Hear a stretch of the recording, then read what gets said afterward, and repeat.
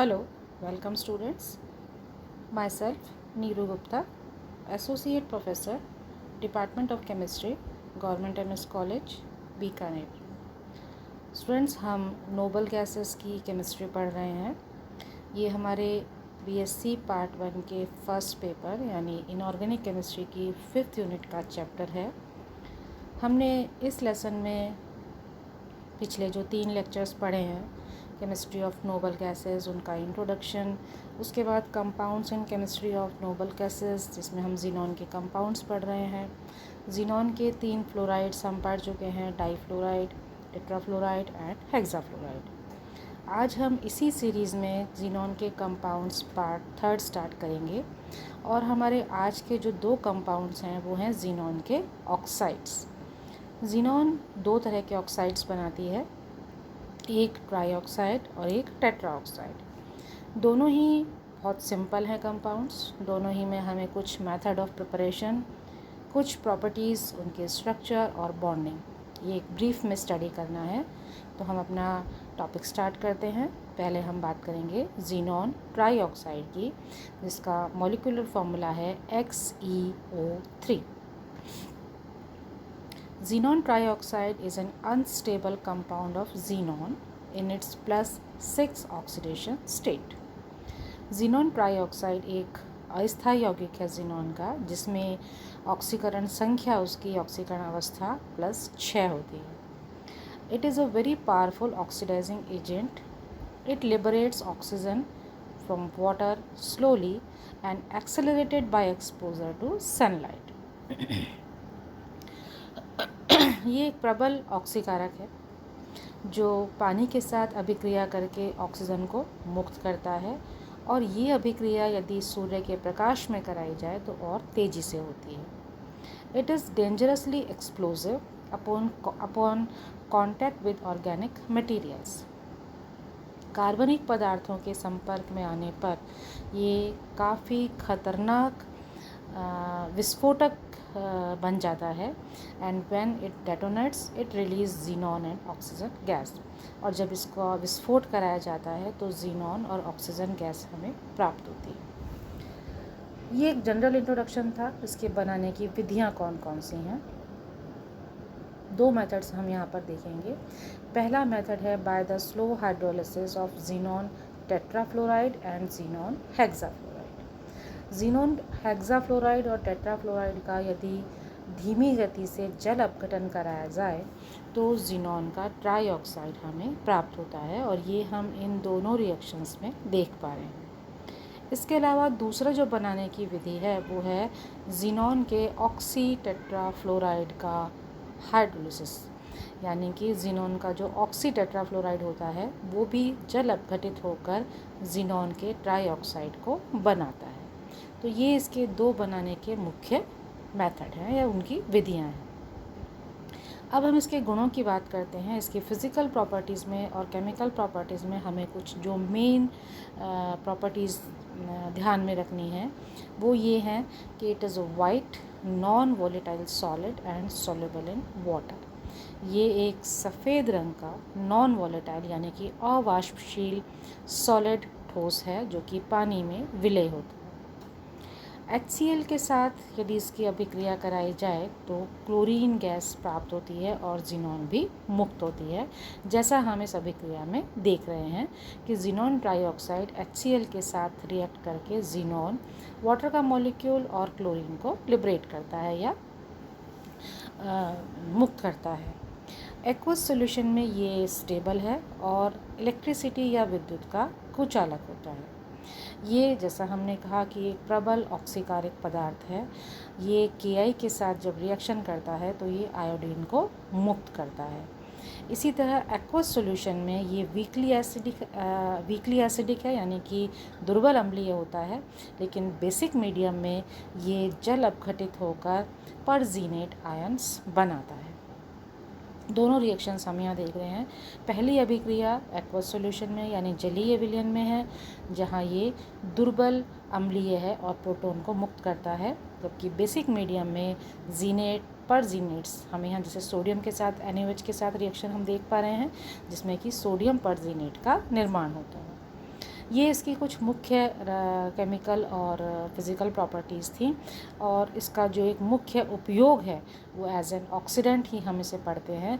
ये एक प्रबल अच्छा ऑक्सीकारक होता है। अब हम बात करते हैं ज़ीनॉन ट्राईऑक्साइड की स्ट्रक्चर और बॉन्डिंग, यानी संरचना और बंधन। Xenon trioxide has pyramidal structure, इसकी पिरामिडीय संरचना होती है, विच में be explained based on sp3 hybridization of xenon valence orbitals, जिसमें ज़ीनॉन की जो संयोजी कोश होते हैं उनमें sp3 संकरण होता है, और उसी के आधार पर हम इसकी पिरामिडीय संरचना को समझा सकते हैं। As before, the electrons in the p orbitals get excited into the d orbital in the excited state. ये जो आप ब्लॉक डायग्राम्स देख रहे हैं, इसमें आप देख रहे हैं ज़ीनॉन की ग्राउंड स्टेट है, निम्नतम अवस्था है s2p6।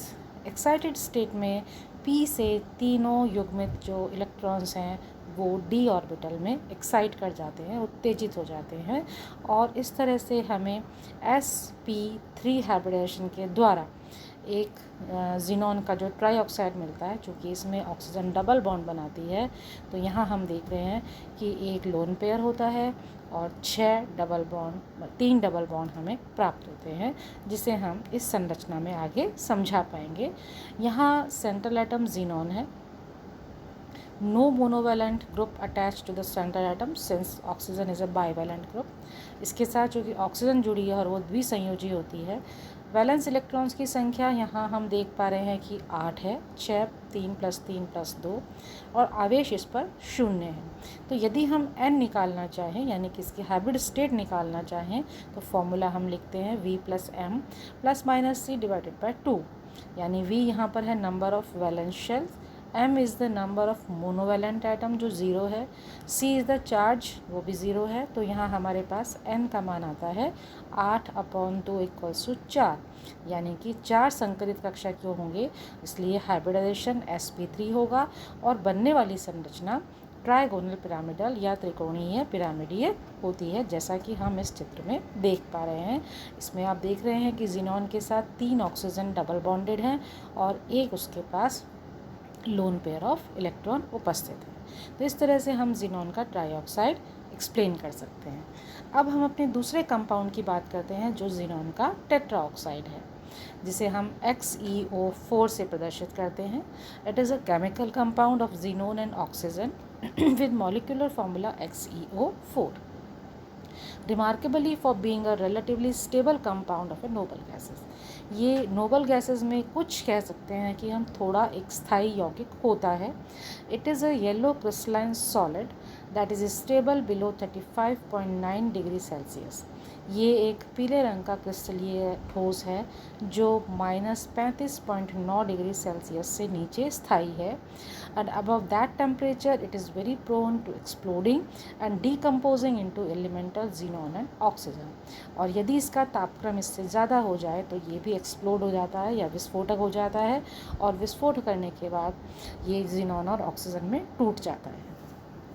इसके बनाने की विधि यहाँ हम देखें तो एक सिंपल सा मेथड है कि ज़ीनॉन के टेट्राऑक्साइड को बनाने के लिए कंसनट्रेटेड सल्फ्यूरिक एसिड के साथ सोडियम या बेरियम परजीनेट की अभिक्रिया यदि कमरे के ताप पर कराई जाए तो ज़ीनॉन का टेट्राऑक्साइड हमें प्राप्त होता है, जैसा कि हम इन दोनों अभिक्रियाओं में देख पा रहे हैं।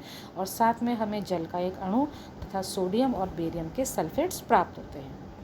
ये एक कमरे के ताप पर देखें तो ये एक अनस्टेबल गैस है, और लो टेम्परेचर पर जैसा हमने बताया कि ये एक पीले रंग का ठोस होता है। इसकी स्ट्रक्चर और बॉन्डिंग थोड़ी सी स्पेशल है।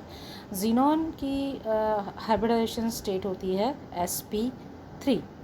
sp3 हाइब्रिडेशन होने के लिए ये एक 4th एक्साइटेड स्टेट में जाता है, और इस 4th एक्साइटेड स्टेट में ज़ीनॉन के पास 8 अनपेयर्ड इलेक्ट्रॉन्स होते हैं। एक s और 3 p ऑर्बिटल्स तो sp3 हाइब्रिडेशन में चले जाते हैं, and since it has no lone pair of electron the shape of xenon tetraoxide is tetrahedral with the bond angle of 109 degree, यानी कि 109 डिग्री का कोण होता है। ये आप देख रहे हैं कि फोर्थ एक्साइटेड स्टेट में इसके 8 वैलेंस इलेक्ट्रॉन हैं, नॉन बॉन्डिंग इलेक्ट्रॉन्स की संख्या 0 है, ऑक्सीजन के 6 इलेक्ट्रॉन्स होते हैं, 4 बॉन्ड बना रहा है वो, और इस तरह से हमें ज़ीनॉन का एक टेट्राहेड्रल sp3 हाइब्रिड स्टेट में एक स्टेबल स्ट्रक्चर प्राप्त होती है। तो ये ज़ीनॉन के टेट्रा ऑक्साइड का एक संक्षिप्त या एक ब्रीफ में इंट्रोडक्शन था। आज का ये जो लेक्चर था आपका, इसमें हमने ज़ीनॉन के दोनों ऑक्साइड्स जो कि बहुत सिंपल हैं उसके बारे में स्टडी की। ज़ीनॉन के कंपाउंड्स में फ्लोराइड्स और ऑक्सीफ्लोराइड्स ये हम ज़ीनॉन के कंपाउंड्स में हम फ्लोराइड्स और ऑक्साइड्स ये हम पढ़ चुके हैं, और हम अपने अगले लेक्चर में ज़ीनॉन के 2 ऑक्सीफ्लोराइड्स के बारे में भी बात करेंगे। मेनली नोबल गैसेस में एक ज़ीनॉन ही ऐसी गैस है जो स्टेबल कंपाउंड्स या केमिकल प्रॉपर्टीज़ को शो करती है। तो हम अपने आने वाले लेक्चर में ज़ीनॉन के ऑक्सीफ्लोराइड्स की बात करेंगे। टिल देन आप सबका बहुत बहुत धन्यवाद।